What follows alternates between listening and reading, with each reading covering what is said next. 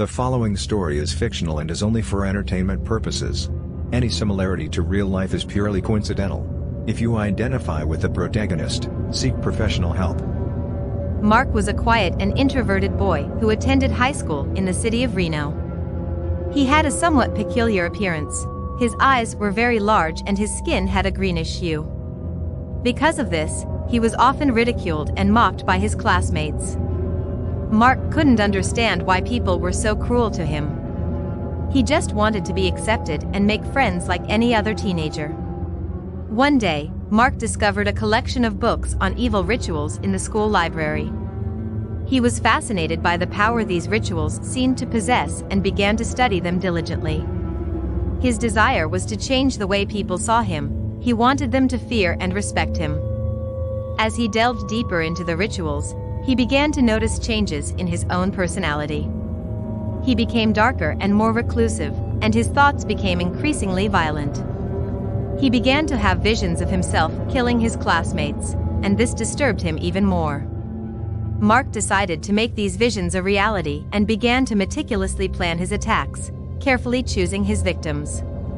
He began to attack his classmates one by one when they were alone, using rituals to invoke demons and evil spirits that gave him strength and speed beyond human standards, which helped him in his attacks. Mark became an unstoppable force of violence and cruelty, leaving a trail of death and destruction wherever he went. Several students who had ridiculed him for his appearance were found dead in the school grounds in the most terrible ways possible. Mutilated bodies and a trail of blood took over the place. The students were terrified, and the whole school was on high alert. Local authorities formed a task force to capture the killer, but Mark seemed always one step ahead of them. He appeared invincible, as if he had made a pact with the devil.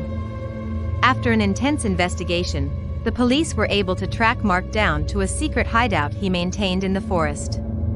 When they arrived, they found a macabre altar surrounded by mutilated bodies. Mark was there, grinning from ear to ear, with a blood-stained knife in his hand. The police officers asked the teenager to drop the knife and put his hands on his head, but he didn't obey their commands.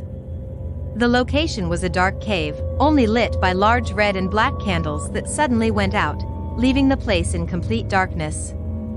From there on, the screams of terror and agony began. Gunshots illuminated the darkness.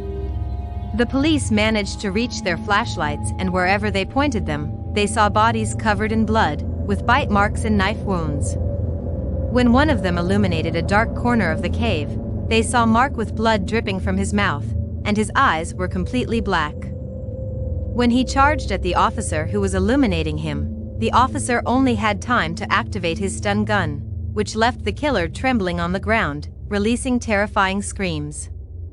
Other police officers who survived the attacks managed to handcuff Mark, who kept writhing as if he were possessed. And that's how Mark's story ends. He was taken to prison where he was sentenced to life imprisonment, which he never served.